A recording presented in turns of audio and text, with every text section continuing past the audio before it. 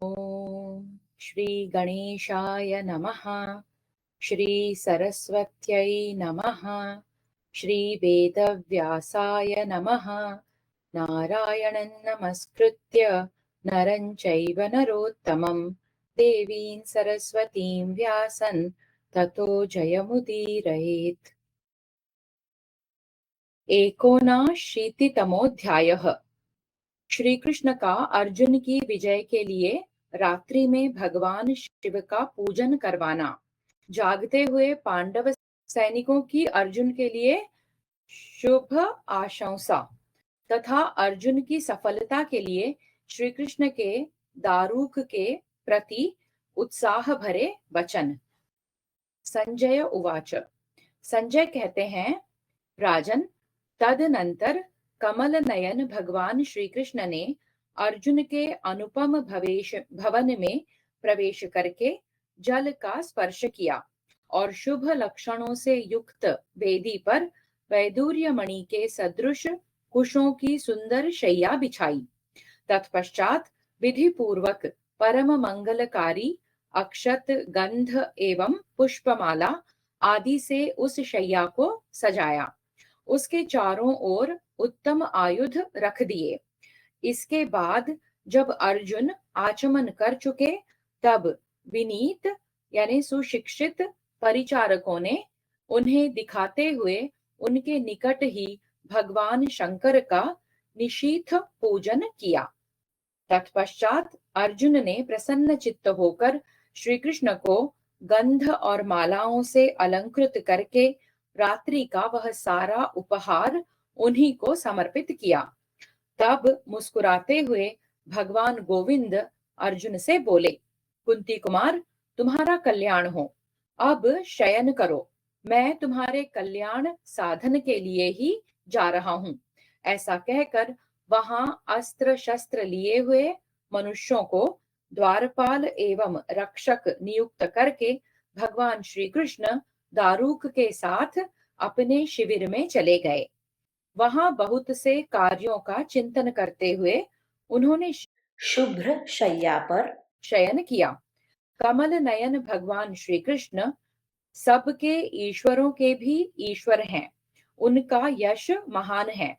वे विष्णु रूप गोविंद अर्जुन का प्रिय करने वाले हैं और सदा उनके कल्याण की कामना रखते हैं।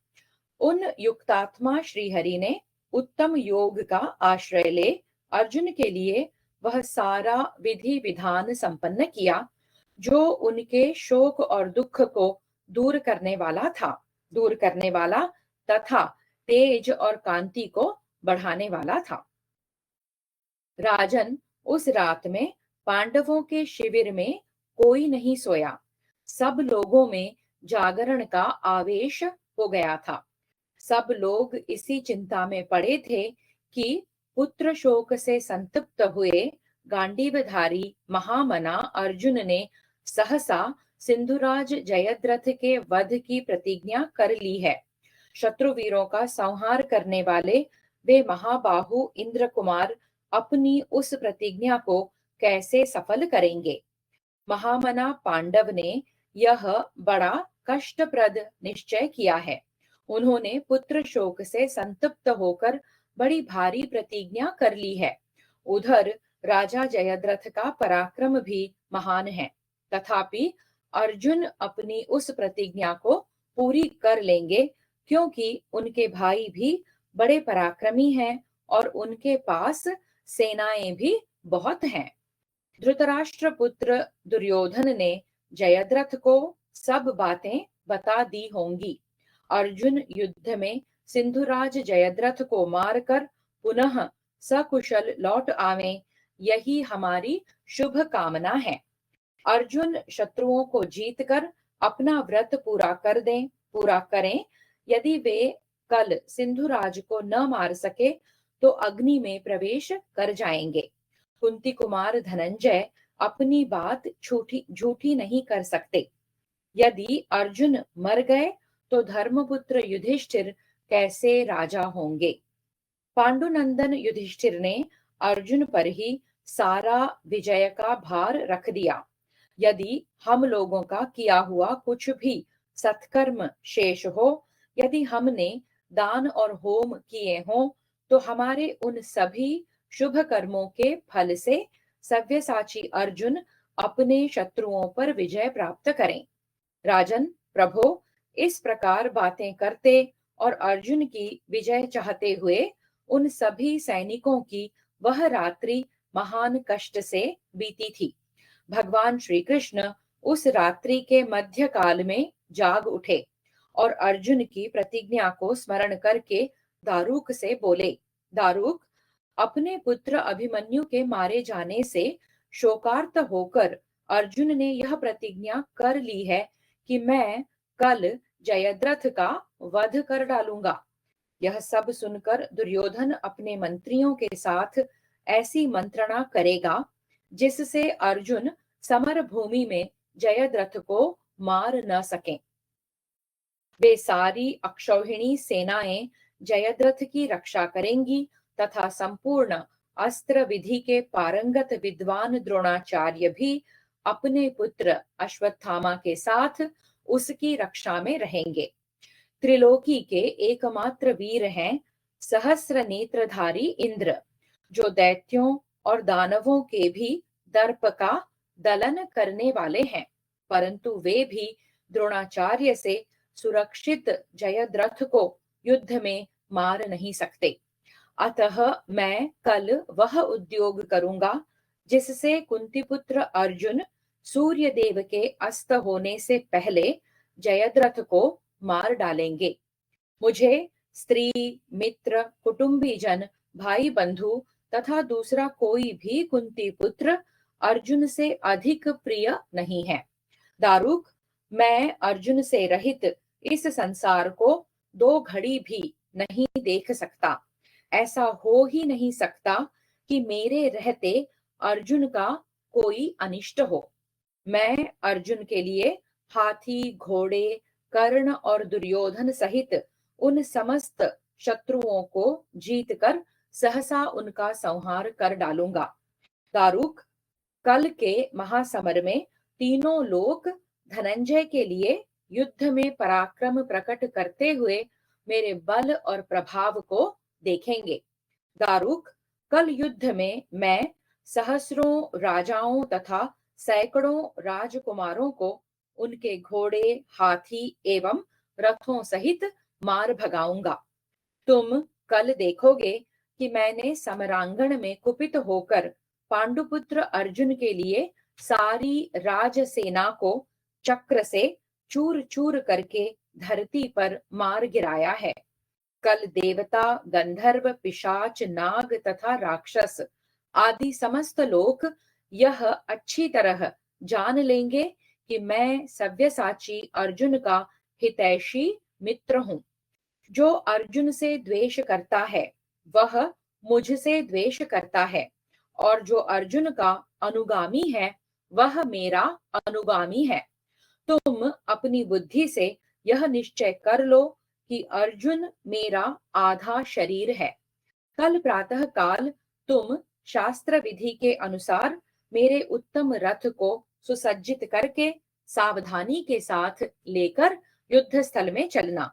सूत, कौमुद की गदा, दिव्य शक्ति, चक्र, धनुष, बाण तथा अन्य सब आवश्यक सामग्रियों को रथ पर रखकर उसके पिछले भाग में समरांगण में रथ पर शोभा पाने वाले वीर विनतानंदन गरुड़ के चिन्ह वाले ध्वज के लिए भी स्थान बना लेना।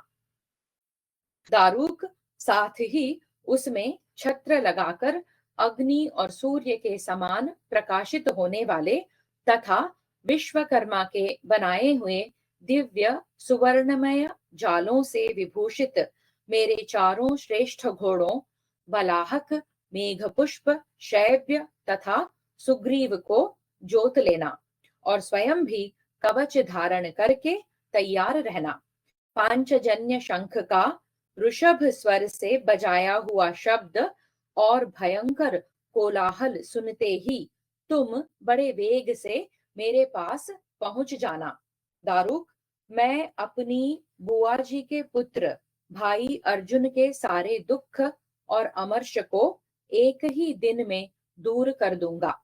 सभी उपायों से ऐसा प्रयत्न करूंगा जिससे अर्जुन युद्ध में धृतराष्ट्र पुत्रों के देखते देखते जयद्रथ को मार डालें।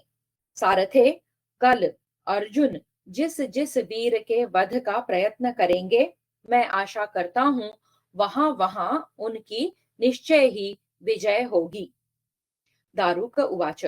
दारुक बोला, पुरुष सिंह, आप जिनके सारथी बने हुए हैं उनकी विजय तो निश्चित है ही, उनकी पराजय कैसे हो सकती है।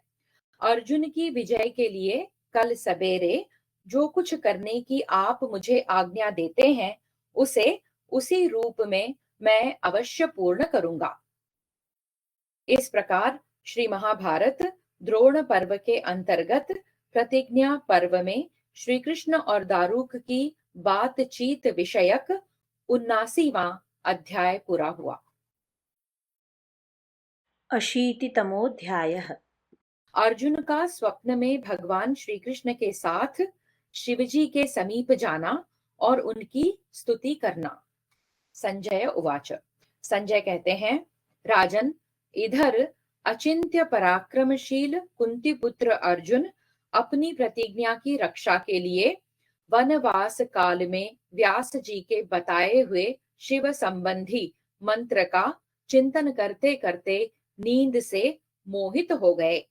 उस समय स्वप्न में महातेजस्वी गरुड़ ध्वज भगवान श्री कृष्ण शोक संतप्त हो चिंता में पड़े हुए कपिध्वज अर्जुन के पास आए।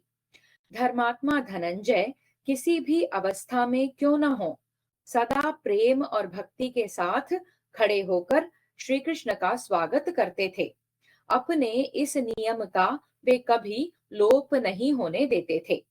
अर्जुन ने खड़े होकर गोविंद को बैठने के लिए आसन दिया और स्वयं उस समय किसी आसन पर बैठने का विचार उन्होंने नहीं किया। तब महातेजस्वी श्री कृष्ण पार्थ के उस निश्चय को जानकर अकेले ही आसन पर बैठ गए और खड़े हुए कुंती कुमार से इस प्रकार बोले, कुंती नंदन, तुम अपने मन को विषाद में न डालो, क्योंकि काल पर विजय पाना अत्यंत कठिन है। काल ही समस्त प्राणियों को विधाता के अवश्यंभावी विधान में प्रवृत्त कर देता है। मनुष्यों में श्रेष्ठ अर्जुन, बताओ तो सही, तुम्हें किस लिए विषाद हो रहा है। विद्वद्वर, तुम्हें शोक नहीं करना चाहिए, क्योंकि शोक समस्त कर्मों का विनाश करने वाला है। जो कार्य करना हो उसे प्रयत्न पूर्वक करो। धनंजय, उद्योगहीन मनुष्य का जो शोक है वह उसके लिए शत्रु के समान है। शोक करने वाला पुरुष अपने शत्रुओं को आनंदित करता और बंधु बांधवों को दुख से दुर्बल बनाता है। इसके सिवा वह स्वयं भी शोक के कारण क्षीण होता जाता है। अतः तुम्हें शोक नहीं करना चाहिए। वसुदेव नंदन भगवान श्री कृष्ण के ऐसा कहने पर किसी से पराजित न होने वाले विद्वान अर्जुन ने यह अर्थयुक्त वचन उस समय कहा, केशव, मैंने जयद्रथ वध के लिए यह भारी प्रतिज्ञा कर ली है कि कल मैं अपने पुत्र के घातक दुरात्मा सिंधुराज को अवश्य मार डालूंगा। परंतु अच्युत, धृतराष्ट्र पक्ष के सभी महारथी मेरी प्रतिज्ञा भंग करने के लिए सिंधुराज को निश्चय ही सबसे पीछे खड़े करेंगे और वह उन सब के द्वारा सुरक्षित होगा। माधव, श्री कृष्ण, कौरवों की वे 11 अक्षौहिणी सेनाएं जो अत्यंत दुर्जय हैं और उनमें मरने से बचे हुए जितने सैनिक विद्यमान हैं उनसे तथा पूर्वोक्त सभी महारथियों से युद्ध स्थल में घिरे होने पर दुरात्मा सिंधुराज को कैसे देखा जा सकता है। केशव, ऐसी अवस्था में प्रतिज्ञा की पूर्ति नहीं हो सकेगी और प्रतिज्ञा भंग होने पर मेरे जैसा पुरुष कैसे जीवन धारण कर सकता है। वीर, अब इस कष्ट साध्य जयद्रथ वध रूपी कार्य की ओर से मेरी अभिलाषा परिवर्तित हो रही है। इसके सिवा इन दिनों सूर्य जल्दी अस्त हो जाते हैं, इसलिए मैं ऐसा कह रहा हूँ। अर्जुन के शोक का आधार क्या है? यह सुनकर महातेजस्वी विद्वान गरुड़ ध्वज कमल नयन भगवान श्री कृष्ण आचमन करके पूर्वाभिमुख होकर बैठे और पांडुपुत्र अर्जुन के हित तथा सिंधुराज जयद्रथ के वध के लिए इस प्रकार बोले। पार्थ, पाशुपत नामक एक परम उत्तम सनातन अस्त्र है, जिससे युद्ध में भगवान महेश्वर ने समस्त दैत्यों का वध किया था। यदि वह अस्त्र आज तुम्हें विदित हो तो तुम अवश्य कल जयद्रथ को मार सकते हो, और यदि तुम्हें उसका ज्ञान न हो तो मन ही मन भगवान वृषभ ध्वज शिव की शरण लो। धनंजय, तुम मन में उन महादेव जी का ध्यान करते हुए चुपचाप बैठ जाओ, तब उनके दया प्रसाद से तुम उनके भक्त होने के कारण उस महान अस्त्र को प्राप्त कर लोगे। भगवान श्री कृष्ण का यह वचन सुनकर अर्जुन जल का आचमन करके धरती पर एकाग्र होकर बैठ गए और मन से महादेव जी का चिंतन करने लगे। तब शुभ लक्षणों से युक्त ब्राह्म मुहूर्त में ध्यानस्थ होने पर अर्जुन ने अपने आप को भगवान श्री कृष्ण के साथ आकाश में जाते देखा। पवित्र हिमालय के शिखर तथा तेजः पुंज से व्याप्त एवं सिद्धों और चारणों से सेवित मणिमान पर्वत को भी देखा। उस समय अर्जुन भगवान श्री कृष्ण के साथ वायु वेग के समान तीव्र गति से आकाश में बहुत ऊंचे उठ गए। भगवान केशव ने उनकी दाहिनी बाह पकड़ रखी थी। तत्पश्चात धर्मात्मा अर्जुन ने अद्भुत दिखाई देने वाले बहुत से पदार्थों को देखते हुए क्रमशः उत्तर दिशा में जाकर श्वेत पर्वत का दर्शन किया।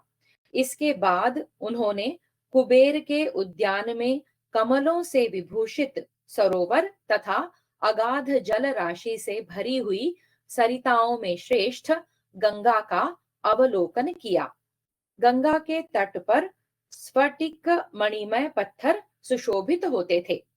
सदा फूल और फलों से भरे हुए वृक्ष समूह वहां की शोभा बढ़ा रहे थे। गंगा के उस तट प्रांत में बहुत से सिंह और व्याघ्र विचरण करते थे। नाना प्रकार के मृग वहां सब ओर भरे हुए थे। अनेक पवित्र आश्रमों से युक्त और मनोहर पक्षियों से सेवित रमणीय गंगा नदी का दर्शन करते हुए आगे बढ़ने पर उन्हें मंदराचल के प्रदेश दिखाई दिए, जो किन्नरों के उच्च स्वर से गाए हुए मधुर गीतों से मुखरित हो रहे थे।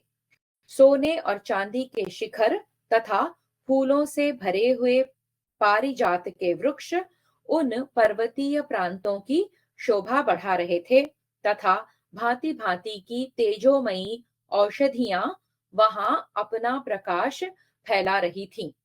वे क्रमशः आगे बढ़ते हुए स्निग्ध कज्जल राशि के समान आकार वाले काल पर्वत के समीप जा पहुंचे। फिर ब्रह्मतुंग पर्वत, अन्यान्य नदियों तथा बहुत से जनपदों को भी उन्होंने देखा। तदनंतर क्रमशः उच्चतम शतशृंग, शर्याति वन, पवित्र अश्वशिरस्थान, आथर्वण मुनि का स्थान और गिरिराज वृषदंश का अवलोकन करते हुए वे महामंदराचल पर जा पहुंचे, जो अप्सराओं से व्याप्त और किन्नरों से सुशोभित था। उस पर्वत के ऊपर से जाते हुए श्री कृष्ण सहित अर्जुन ने नीचे देखा कि नगरों एवं गांवों के समुदाय से सुशोभित, सुवर्णमय धातुओं से विभूषित तथा सुंदर झरनों से युक्त पृथ्वी के संपूर्ण अंग चंद्रमा की किरणों से प्रकाशित हो रहे हैं। बहुत से रत्नों की खानों से युक्त समुद्र भी अद्भुत आकार में दृष्टिगोचर हो रहे थे। इस प्रकार पृथ्वी, अंतरिक्ष और आकाश का एक साथ दर्शन करके आश्चर्यचकित हुए अर्जुन श्री कृष्ण के साथ विष्णुपद उच्चतम आकाश में यात्रा करने लगे। वे धनुष से चलाए हुए बाण के समान आगे बढ़ रहे थे। तदनंतर कुंती कुमार अर्जुन ने एक पर्वत को देखा जो अपने तेज से प्रज्वलित सा हो रहा था। ग्रह, नक्षत्र, चंद्रमा, सूर्य और अग्नि के समान उसकी प्रभा सब ओर फैल रही थी। उस पर्वत पर पहुंचकर अर्जुन ने उसके एक शिखर पर खड़े हुए नित्य तपस्या परायण परमात्मा भगवान वृषभ ध्वज का दर्शन किया। वे अपने तेज से सहस्रों सूर्यों के समान प्रकाशित हो रहे थे। उनके हाथ में त्रिशूल, मस्तक पर जटा और श्री अंगों पर वल्कल एवं मृग चर्म के वस्त्र शोभा पा रहे थे। उनकी कांति गौर वर्ण की थी। सहस्रों नेत्रों से युक्त उनके श्री विग्रह की विचित्र शोभा हो रही थी। वे तेजस्वी महादेव अपनी धर्म पत्नी पार्वती जी के साथ विराजमान थे और तेजोमय शरीर वाले भूतों के समुदाय उनकी सेवा में उपस्थित थे। उनके सम्मुख गीतों और वाद्यों की मधुर ध्वनि हो रही थी। हास्य, लास्य यानी कि नृत्य का प्रदर्शन किया जा रहा था। प्रमथ गण उछल कूद कर, बाहें फैलाकर और उच्च स्वर से बोल बोल कर अपनी कलाओं से भगवान का मनोरंजन करते थे। उनकी सेवा में पवित्र सुगंधित पदार्थ प्रस्तुत किए गए थे। ब्रह्मवादी महर्षि गण दिव्य स्तोत्रों द्वारा उनकी स्तुति कर रहे थे। अपनी महिमा से कभी च्युत न होने वाले वे समस्त प्राणियों के रक्षक भगवान शिव धनुष धारण किए हुए अद्भुत शोभा पा रहे थे। वासुदेवस्तु तं दृष्ट्वा जगाम क्षीरसाक्षितिं पार्थेन सह धर्मात्मा गृणन् ब्रह्म सनातनम्। अर्जुन सहित धर्मात्मा वसुदेव नंदन श्री कृष्ण ने उन्हें देखते ही वहां की पृथ्वी पर माथा टेक कर प्रणाम किया और उन सनातन ब्रह्म स्वरूप भगवान शिव की स्तुति करने लगे। लोकादिं विश्वकर्माणम् अजमीशानमव्ययम् मनसः परमं योनिं खं वायुं ज्योतिषां निधिं स्रष्टारं वारिधाराणां भुवश्च प्रकृतिं परां देवदानवयक्षाणां मानवानां च साधनं योगानां च परं धाम द्रष्टुं ब्रह्मविदां निधिं चराचरस्य स्रष्टारं प्रतिहर्तारमेव च कालकोपं महात्मानं शक्रसूर्यगुणोदयं ववन्दे तं तदा कृष्णः वाङ्मनोबुद्धिकर्मभिः। वे जगत के आदि कारण, लोक सृष्टा, अजन्मा, ईश्वर, अविनाशी, मन की उत्पत्ति के प्रधान कारण, आकाश एवं वायु स्वरूप, तेज के आश्रय, जल की सृष्टि करने वाले, पृथ्वी के भी परम कारण, देवताओं, दानवों, यक्षों तथा मनुष्यों के भी प्रधान कारण, संपूर्ण युगों के परम आश्रय, ब्रह्मवेत्ताओं की प्रत्यक्ष निधि, चराचर जगत की सृष्टि और संहार करने वाले तथा इंद्र के ऐश्वर्य आदि और सूर्य देव के प्रताप आदि गुणों को प्रकट करने वाले परमात्मा थे। उनके क्रोध में काल का निवास था। उस समय भगवान श्री कृष्ण ने मन, वाणी, बुद्धि और क्रियाओं द्वारा उनकी वंदना की। सूक्ष्म अध्यात्म पद की अभिलाषा रखने वाले विद्वान जिनकी शरण लेते हैं, उन्हीं कारण स्वरूप अजन्मा भगवान शिव की शरण में श्री कृष्ण और अर्जुन भी गए। अर्जुन ने भी उन्हें समस्त भूतों का आदि कारण और भूत भविष्य एवं वर्तमान जगत का उत्पादक जानकर बारंबार उन महादेव जी के चरणों में प्रणाम किया। उन दोनों नर और नारायण को वहां आया देख भगवान शंकर अत्यंत प्रसन्न चित्त होकर हंसते हुए से बोले, नरश्रेष्ठों, तुम दोनों का स्वागत है। उठो, तुम्हारा श्रम दूर हो। वीरों, तुम दोनों के मन की अभीष्ट वस्तु क्या है, यह शीघ्र बताओ।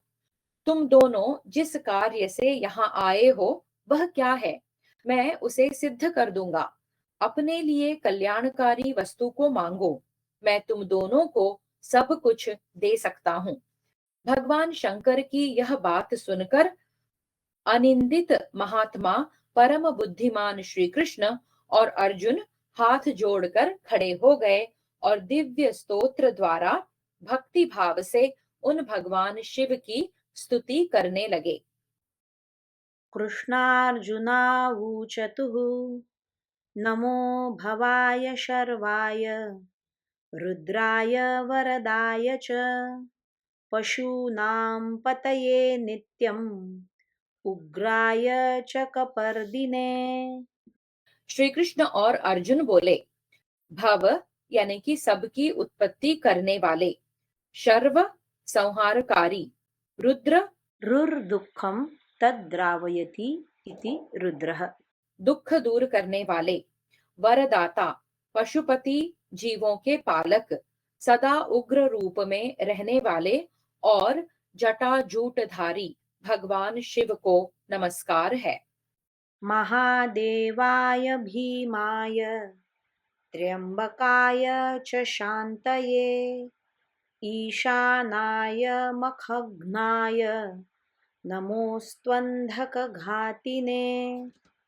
महान देवता, भयंकर रूपधारी, तीन नेत्र धारण करने वाले, शांति स्वरूप, सबका शासन करने वाले, दक्ष यज्ञ नाशक तथा अंधकासुर का विनाश करने वाले भगवान शंकर को प्रणाम है।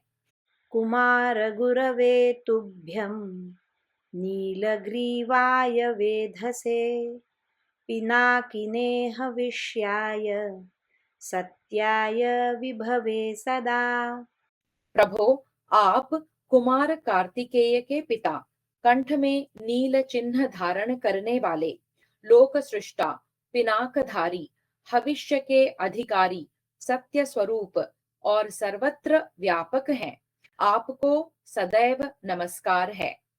विलोहिताय धूम्राय व्याधायानपराजिते नित्यनीलशिखण्डाय शूलिने दिव्यचक्षुषे हन्त्रे गोप्त्रे त्रिनेत्राय व्याधाय वसुरेतसे अचिन्त्यायाम्बिका भर्त्रे सर्वदेवस्तुताय च वृषध्वजाय मुण्डाय जटिने ब्रह्मचारिणे तप्यमानाय सलिले ब्रह्मण्यायाजिताय च विश्वात्मने विश्वसृजे विश्वमावृत्य तिष्ठते नमो नमस्ते सेव्याय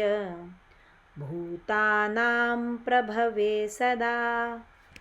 विशेष लोहित एवं धूम्र वर्ण वाले, मृग व्याध स्वरूप, समस्त प्राणियों को पराजित करने वाले, सर्वदा नीलकेश धारण करने वाले, त्रिशूलधारी, दिव्य लोचन, संहारक, पालक, त्रिनेत्रधारी, पाप रूपी मृगों के बधिक, हिरण्यरेता अग्नि, अचिंत्य, अंबिकापति, संपूर्ण देवताओं द्वारा प्रशंसित, वृषभ चिन्ह से युक्त ध्वजा धारण करने वाले, मुंडित मस्तक, जटाधारी, ब्रह्मचारी, जल में तप करने वाले, ब्राह्मण भक्त, अपराजित, विश्वात्मा, विश्व सृष्टा, विश्व को व्याप्त करके स्थित, सबके सेवन करने योग्य तथा सदा समस्त प्राणियों की उत्पत्ति के कारणभूत आप भगवान शिव को बारंबार नमस्कार है।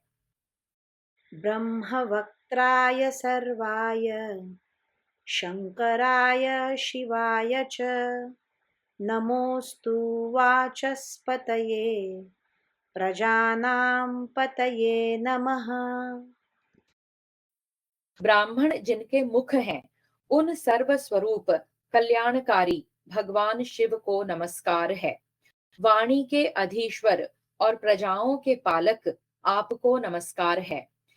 नमो विश्वस्य पतये महतां पतये नमः।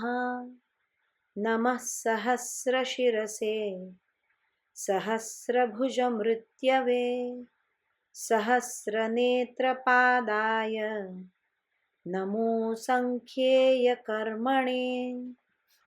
विश्व के स्वामी और महापुरुषों के पालक भगवान शिव को नमस्कार है, जिनके सहस्रों सिर और सहस्रों भुजाएं हैं, जो मृत्यु स्वरूप हैं, जिनके नेत्र और पैर भी सहस्रों की संख्या में हैं तथा जिनके कर्म असंख्य हैं, उन भगवान शिव को नमस्कार है।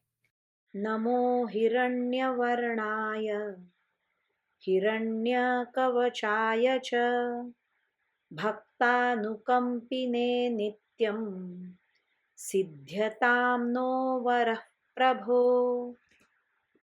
सुवर्ण के समान जिनका रंग है, जो सुवर्ण में कवच धारण करते हैं, उन आप भक्त वत्सल भगवान को मेरा नित्य नमस्कार है। प्रभो, हमारा अभीष्ट वर सिद्ध हो। संजय उवाच। संजय कहते हैं, इस प्रकार महादेव जी की स्तुति करके उस समय अर्जुन सहित भगवान श्री कृष्ण ने पाशुपतास्त्र की प्राप्ति के लिए भगवान शंकर को प्रसन्न किया। इस प्रकार श्री महाभारत द्रोण पर्व के अंतर्गत प्रतिज्ञा पर्व में अर्जुन स्वप्न विषयक 80वां अध्याय पूरा हुआ। 81तमोऽध्यायः। अर्जुन को स्वप्न में ही पुनः पाशुपतास्त्र की प्राप्ति। संजय उवाच। संजय कहते हैं, राजन, तदनंतर कुंती कुमार अर्जुन ने प्रसन्न चित्त हो हाथ जोड़कर समस्त तेजों के भंडार भगवान वृषभ ध्वज का हर्षोत्फुल्ल नेत्रों से दर्शन किया।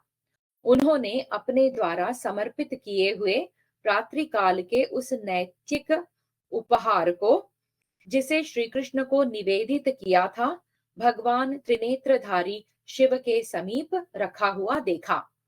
तब पांडुपुत्र अर्जुन ने मन ही मन भगवान श्री कृष्ण और शिव की पूजा करके भगवान शंकर से कहा, प्रभो, मैं आपसे दिव्य अस्त्र प्राप्त करना चाहता हूँ। उस समय अर्जुन का वर प्राप्ति के लिए वह वचन सुनकर भगवान महादेव जी मुस्कुराने लगे और श्री कृष्ण तथा अर्जुन से बोले, नरश्रेष्ठ, तुम दोनों का स्वागत है। तुम्हारा मनोरथ मुझे विदित है। तुम दोनों जिस कामना से यहाँ आए हो, उसे मैं तुम्हें दे रहा हूँ। शत्रुसूदन वीरों, यहाँ पास ही दिव्य अमृतमय सरोवर है। वहीं पूर्व काल में मेरा वह दिव्य धनुष और बाण रखा गया था, जिसके द्वारा मैंने युद्ध में संपूर्ण देव शत्रुओं को मार गिराया था। कृष्ण, तुम दोनों उस सरोवर से बाण सहित वह उत्तम धनुष ले आओ। तब बहुत अच्छा कहकर वे दोनों वीर भगवान शंकर के पार्षद गणों के साथ सैकड़ों दिव्य ऐश्वर्यों से संपन्न तथा संपूर्ण मनोरथों की सिद्धि करने वाले उस पुण्यमय दिव्य सरोवर की ओर प्रस्थित हुए, जिसकी ओर जाने के लिए महादेव जी ने स्वयं ही संकेत किया था। वे दोनों नर नारायण ऋषि बिना किसी घबराहट के वहां जा पहुंचे। उस सरोवर के तट पर पहुंचकर अर्जुन और श्री कृष्ण दोनों ने जल के भीतर एक भयंकर नाग देखा, जो सूर्य मंडल के समान प्रकाशित हो रहा था। वहीं उन्होंने अग्नि के समान तेजस्वी और सहस्र फणों से युक्त दूसरा श्रेष्ठ नाग भी देखा, जो अपने मुख से आग की प्रचंड ज्वालाएं उगल रहा था। तब श्री कृष्ण और अर्जुन जल से आचमन करके हाथ जोड़ भगवान शंकर को प्रणाम करते हुए उन दोनों नागों के निकट खड़े हो गए। वे दोनों ही वेदों के विद्वान थे, अतः उन्होंने शतरुद्री मंत्रों का पाठ करते हुए साक्षात ब्रह्म स्वरूप अप्रमेय शिव की सब प्रकार से शरण लेकर उन्हें प्रणाम किया। तदनंतर भगवान शंकर की महिमा से वे दोनों महानाग अपने उस रूप को छोड़कर दो शत्रुनाशक धनुष बाण के रूप में परिणत हो गए। उस समय अत्यंत प्रसन्न होकर महात्मा श्री कृष्ण और अर्जुन ने उस प्रकाशमान धनुष और बाण को हाथ में ले लिया। फिर वे उन्हें महादेव जी के पास ले आए और उन्हीं महात्मा के हाथों में अर्पित कर दिया। तब भगवान शंकर के पार्श्व भाग से एक ब्रह्मचारी प्रकट हुआ, जो पिंगल नेत्रों से युक्त, तपस्या का क्षेत्र, बलवान तथा नील लोहित वर्ण का था।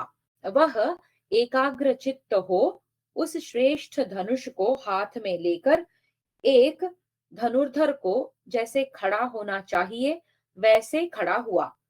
फिर उसने बाण सहित उस उत्तम धनुष को विधि पूर्वक खींचा। उस समय अचिंत्य पराक्रमी पांडुपुत्र अर्जुन ने उसका मुट्ठी से धनुष पकड़ना, धनुष की डोरी को खींचना और विशेष प्रकार से उसका खड़ा होना, इन सब बातों की ओर लक्ष्य रखते हुए भगवान शंकर के द्वारा उच्चारित मंत्र को सुनकर मन से ग्रहण कर लिया। तत्पश्चात अत्यंत बलशाली वीर भगवान शिव ने उस बाण को उसी सरोवर में छोड़ दिया, फिर उस धनुष को भी वहीं डाल दिया।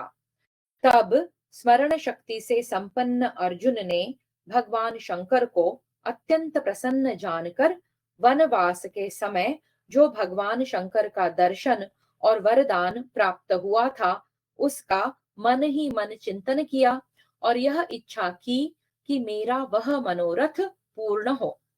उनके इस अभिप्राय को जानकर भगवान शंकर ने प्रसन्न हो वरदान के रूप में वह घोर पाशुपत अस्त्र, जो उनकी प्रतिज्ञा की पूर्ति कराने वाला था, दे दिया। भगवान शंकर से उस दिव्य पाशुपतास्त्र को पुनः प्राप्त करके दुर्धर्ष वीर अर्जुन के शरीर में रोमांच हो आया और उन्हें यह विश्वास हो गया कि अब मेरा कार्य पूर्ण हो जाएगा।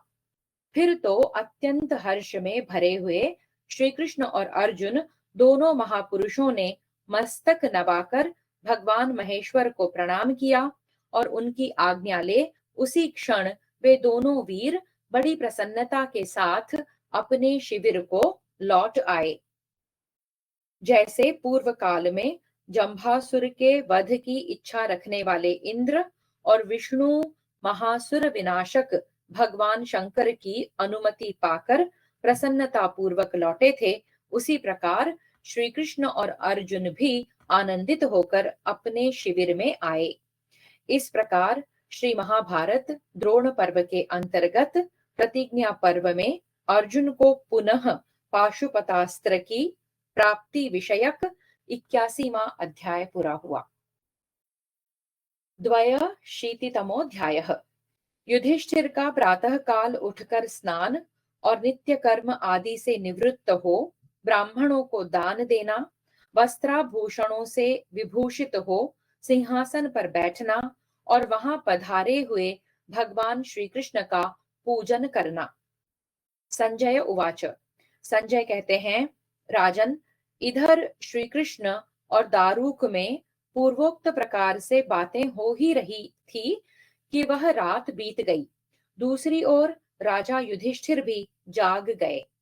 उस समय हाथ से ताली देकर गीत गाने वाले तथा मांगलिक वस्तुओं को प्रस्तुत करने वाले सूत, मागध और वैतालिक जन पुरुष श्रेष्ठ युधिष्ठिर की स्तुति करने लगे। नर्तक नाचने और राग युक्त कंठ वाले गायक कुरुकुल की स्तुति से युक्त मधुर गीत गाने लगे। भारत सुशिक्षित एवं कुशल वादक अत्यंत हर्ष में भरकर मृदंग, झांझ, भेरी, पणव, आनक, गोमुख, आडंबर, शंख और बड़े जोर से बजने वाली दुंदुभियां तथा दूसरे प्रकार के वाद्यों को भी बजाने लगे। वाद्यों का वह मेघ के समान गंभीर एवं महान घोष आकाश तक फैल गया। उस ध्वनि ने सोए हुए नृपश्रेष्ठ महाराज युधिष्ठिर को जगा दिया। बहुमूल्य एवं उत्तम शैया पर सुख पूर्वक सोकर जगे हुए राजा युधिष्ठिर वहां से उठकर आवश्यक कार्य के लिए स्नान करने गए। वहां स्नान करके श्वेत वस्त्र धारण किए हुए 108 युवक सोने के घड़ों में जल भरकर उन्हें नहलाने के लिए उपस्थित हुए। उस समय एक हल्का वस्त्र पहनकर राजा युधिष्ठिर भद्रासन यानी कि चौकी पर बैठ गए और चंदन युक्त मंत्रपूत जल से स्नान करने लगे। सबसे पहले बलवान तथा सुशिक्षित पुरुषों ने सर्वौषधि आदि द्वारा तैयार किए हुए उबटन से उनके शरीर को अच्छी तरह मला। फिर उन्होंने अधिवासित एवं सुगंधित जल से स्नान किया। तत्पश्चात राजहंस के समान सफेद ढीली ढाली पगड़ी लेकर माथे का जल सुखाने के लिए उसे मस्तक पर लपेट लिया। फिर वे महाबाहु युधिष्ठिर अपने सारे अंगों में हरि चंदन का अनुलेपन करके नूतन वस्त्र और पुष्पमाला धारण किए हाथ जोड़े पूर्वाभिमुख होकर बैठ गए। सत्पुरुषों के मार्ग पर चलने वाले कुंती कुमार युधिष्ठिर ने जपने योग्य गायत्री मंत्र का जप किया और प्रज्वलित अग्नि से प्रकाशित अग्निशाला में विनीत भाव से प्रवेश किया। वहां पवित्री यानी कि कुश के 2 पत्तों सहित समिधाओं तथा मंत्रपूत आहुतियों से अग्निदेव की पूजा करके वे उस अग्निहोत्र गृह से बाहर निकले। फिर शिविर की दूसरी ड्योढ़ी पार करके पुरुष सिंह राजा युधिष्ठिर ने वेद वेत्ता वृद्ध ब्राह्मण शिरोमणियों को देखा। वे सब के सब जितेंद्रिय, वेदाध्ययन के व्रत में निष्णात, यज्ञांत स्नान से पवित्र तथा सूर्य देव के उपासक थे। वे संख्या में 1008 थे और उनके साथ 1,000 अनुचर थे। तब महाबाहु पांडुपुत्र युधिष्ठिर ने अक्षत फूल लेकर उन ब्राह्मणों से स्वस्ति वाचन कराया और उनमें से प्रत्येक ब्राह्मण को मधु, घी एवं श्रेष्ठ मांगलिक फलों के साथ एक एक स्वर्ण मुद्रा प्रदान की।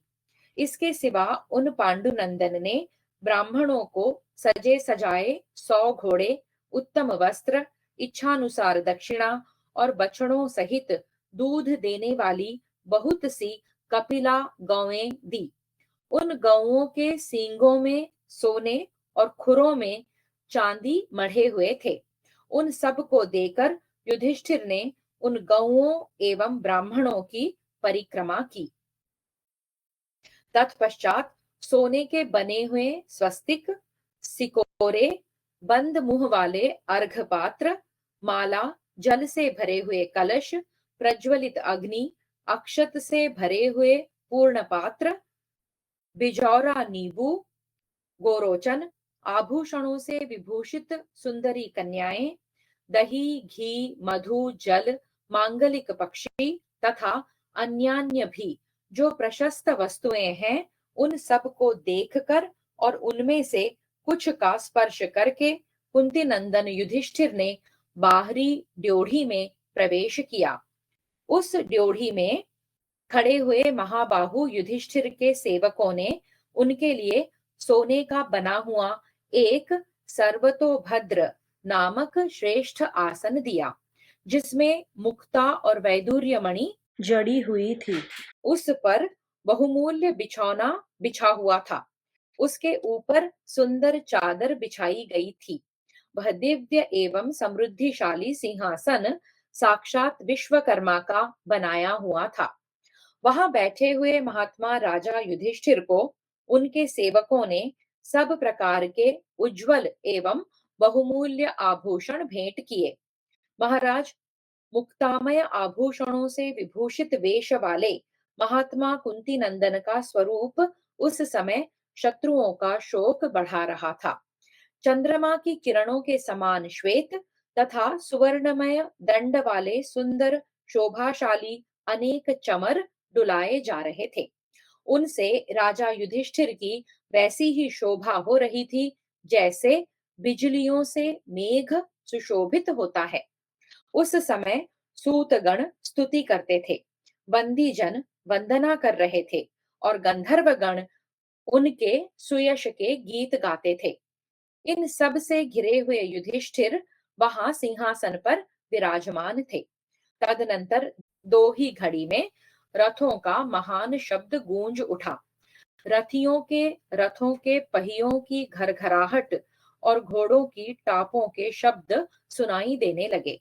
हाथियों के घंटों की घनघनाहट, शंखों की ध्वनि तथा पैदल चलने वाले मनुष्यों के पैरों की धमक से यह पृथ्वी कांपती सी जान पड़ती थी। इसी समय कानों में कुंडल पहने, कमर में तलवार बांधे और वक्षस्थल पर कवच धारण किए एक तरुण द्वारपाल ने उस ड्योढ़ी के भीतर प्रवेश करके धरती पर दोनों घुटने टेक दिए और वंदनीय महाराज युधिष्ठिर को मस्तक नवाकर प्रणाम किया। इस प्रकार सिर से प्रणाम करके उसने धर्मपुत्र महात्मा युधिष्ठिर को यह सूचना दी कि भगवान श्री कृष्ण पधार रहे हैं। तब पुरुष सिंह युधिष्ठिर ने द्वारपाल से कहा, तुम माधव को स्वागत पूर्वक ले आओ और उन्हें अर्घ्य तथा परम उत्तम आसन अर्पित करो। तब द्वारपाल ने भगवान श्री कृष्ण को भीतर ले आकर एक श्रेष्ठ आसन पर बिठा दिया। तत्पश्चात धर्मराज युधिष्ठिर ने स्वयं ही विधि पूर्वक उनका पूजन किया।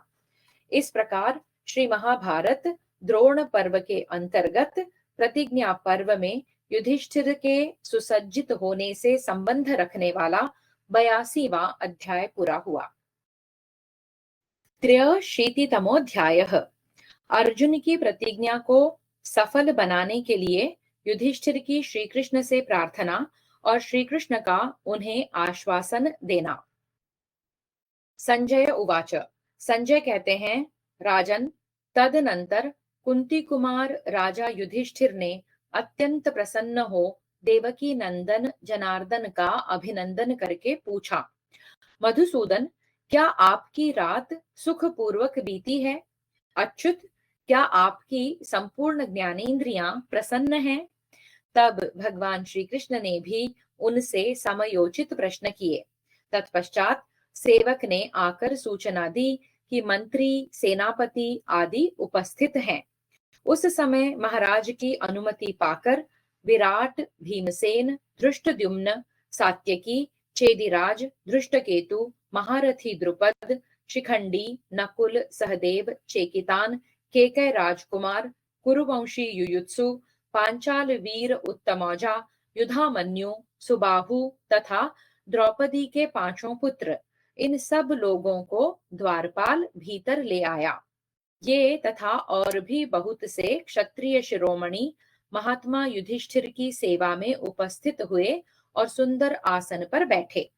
महाबली और महातेजस्वी महात्मा श्री कृष्ण और सात्यकी, ये दोनों वीर एक ही आसन पर बैठे थे।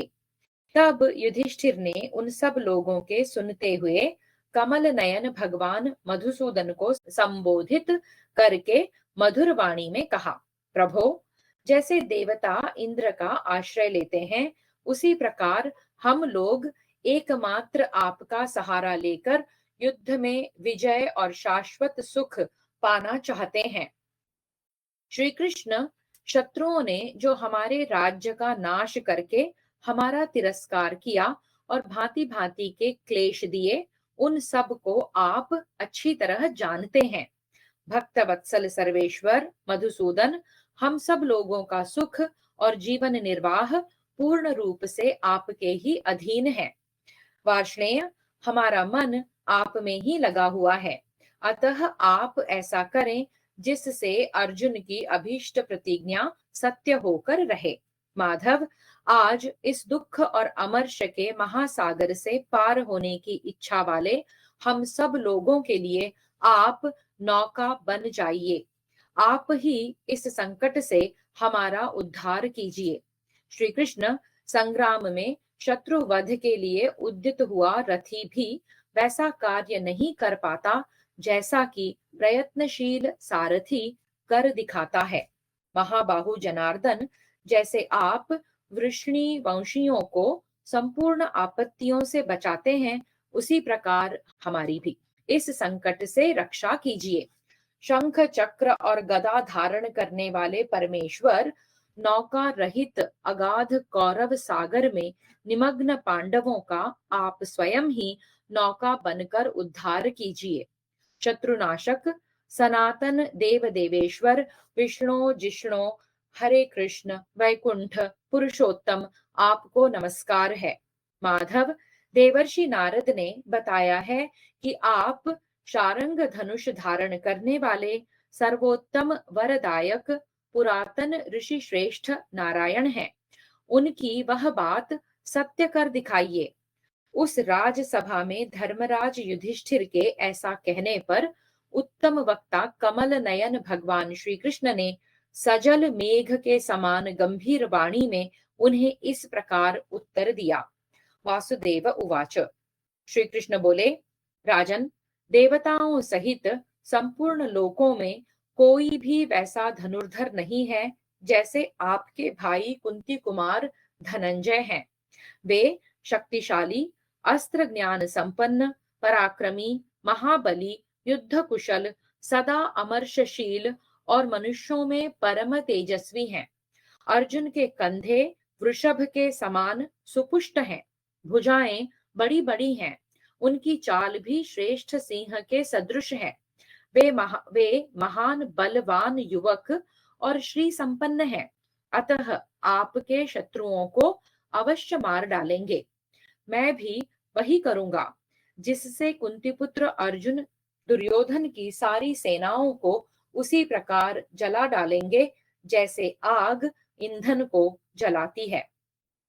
आज सुभद्रा कुमार अभिमन्यु की हत्या करने वाले उस नीच पापी जयद्रथ को अर्जुन अपने बाणों द्वारा उस मार्ग पर डाल देंगे जहां जाने पर उस जीव का पुनः इस लोक में दर्शन नहीं होता।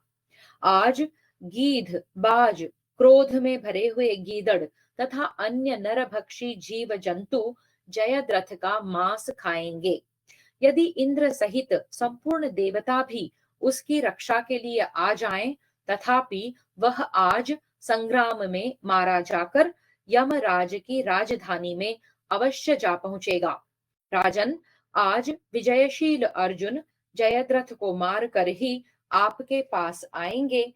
आप ऐश्वर्य से संपन्न रहकर शोक और चिंता को त्याग दीजिए। इस प्रकार श्री महाभारत द्रोण पर्व के अंतर्गत प्रतिज्ञा पर्व में श्री कृष्ण वाक्य विषयक 83वां अध्याय पूरा हुआ। 84तमोऽध्यायः। युधिष्ठिर का अर्जुन को आशीर्वाद। अर्जुन का स्वप्न सुनकर समस्त सुहृदों की प्रसन्नता। सात्यकी और श्री कृष्ण के साथ रथ पर बैठकर अर्जुन की रण यात्रा तथा अर्जुन के कहने से सात्यकी का युधिष्ठिर की रक्षा के लिए जाना। संजय उवाच, संजय कहते हैं, राजन, इस प्रकार उन लोगों में बातचीत हो ही रही थी कि सुहृदों से सहित भरत श्रेष्ठ राजा युधिष्ठिर का दर्शन करने की इच्छा से अर्जुन वहां आए। उस सुंदर ड्योढ़ी में प्रवेश करके राजा को प्रणाम करने के पश्चात उनके सामने खड़े हुए अर्जुन को पांडव श्रेष्ठ युधिष्ठिर ने उठकर प्रेम पूर्वक हृदय से लगा लिया। उनका मस्तक सूंघ कर और एक बाह से उनका आलिंगन करके उन्हें उत्तम आशीर्वाद देते हुए राजा ने मुस्कुराकर कहा, अर्जुन, आज संग्राम में तुम्हें निश्चय ही महान विजय प्राप्त होगी। यह बात स्पष्ट रूप से दृष्टिगोचर हो रही है, क्योंकि इसी के अनुरूप तुम्हारे मुख की कांति है और भगवान श्री कृष्ण भी प्रसन्न है। तब विजयशील अर्जुन ने उनसे कहा, राजन, आपका कल्याण हो। आज मैंने बहुत उत्तम और आश्चर्यजनक स्वप्न देखा है। भगवान श्री कृष्ण की कृपा से ही वैसा स्वप्न प्रकट हुआ था। यो कहकर अर्जुन अपने सुहृदों के आश्वासन के लिए जिस प्रकार भगवान शंकर से मिलन का स्वप्न देखा था वह सब कह सुनाया। यह स्वप्न सुनकर वहां आए हुए सब लोग आश्चर्यचकित हो उठे और सब ने धरती पर मस्तक टेक कर भगवान शंकर को प्रणाम करके कहा, यह तो बहुत अच्छा हुआ, बहुत अच्छा हुआ। तदनंतर धर्मपुत्र युधिष्ठिर की आज्ञा लेकर कवच धारण किए हुए समस्त सुहृद हर्ष में भरकर शीघ्रता पूर्वक वहां से युद्ध के लिए निकले। तत्पश्चात राजा युधिष्ठिर को प्रणाम करके सात्यकी, श्री कृष्ण और अर्जुन बड़े हर्ष के साथ उनके शिविर से बाहर निकले। दुर्धर्ष वीर सात्यकी और श्री कृष्ण एक रथ पर आरूढ़ हो एक साथ अर्जुन के शिविर में गए। वहां पहुंचकर भगवान श्री कृष्ण ने एक सारथी के समान रथियों में श्रेष्ठ अर्जुन के वानर श्रेष्ठ हनुमान के चिन्ह से युक्त ध्वजा वाले रथ को युद्ध के लिए सुसज्जित किया। मेघ के समान गंभीर घोष करने वाला और तपाए हुए सुवर्ण के समान प्रभा से उद्भासित होने वाला वह सजाया हुआ श्रेष्ठ रथ प्रातः काल के सूर्य की भांति प्रकाशित हो रहा था। तदनंतर युद्ध के लिए सुसज्जित पुरुषों में सर्वश्रेष्ठ पुरुष सिंह श्री कृष्ण ने नित्य कर्म संपन्न करके बैठे हुए अर्जुन को यह सूचित किया कि रथ तैयार है। तब पुरुषों में श्रेष्ठ लोक प्रवर अर्जुन ने सोने के कवच और किरीट धारण करके धनुष बाण लेकर उस रथ की परिक्रमा की। उस समय तपस्या, विद्या तथा अवस्था में बड़े बूढ़े, क्रियाशील, जितेंद्रिय ब्राह्मण उन्हें विषय सूचक आशीर्वाद देते हुए उनकी स्तुति प्रशंसा कर रहे थे। उनकी की हुई वह स्तुति सुनते हुए अर्जुन उस विशाल रथ पर आरूढ़ हुए। उस उत्तम रथ को पहले से ही विजय साधक युद्ध संबंधी मंत्रों द्वारा अभिमंत्रित किया गया था। उस पर आरूढ़ हुए तेजस्वी अर्जुन उदयाचल पर चढ़े हुए सूर्य के समान जान पड़ते थे। सुवर्णमय कवच से आवृत हो उस सुवर्णमय रथ पर आरूढ़ हुए रथियों में श्रेष्ठ उज्ज्वल कांतिधारी तेजस्वी अर्जुन मेरु पर्वत पर प्रकाशित होने वाले सूर्य के समान शोभा पा रहे थे। अर्जुन के बैठने के बाद सात्यकी और श्री कृष्ण भी उस रथ पर आरूढ़ हो गए, मानो राजा शर्याति के यज्ञ में आते हुए इंद्रदेव के साथ दोनों अश्विनी कुमार आ रहे हों। उन घोड़ों की रास पकड़ने की कला में सर्वश्रेष्ठ भगवान गोविंद ने रथ की बागडोर अपने हाथ में ले ली। ठीक उसी प्रकार जैसे वृत्रासुर का वध करने के लिए जाने वाले इंद्र के रथ की बागडोर मातली ने पकड़ी थी।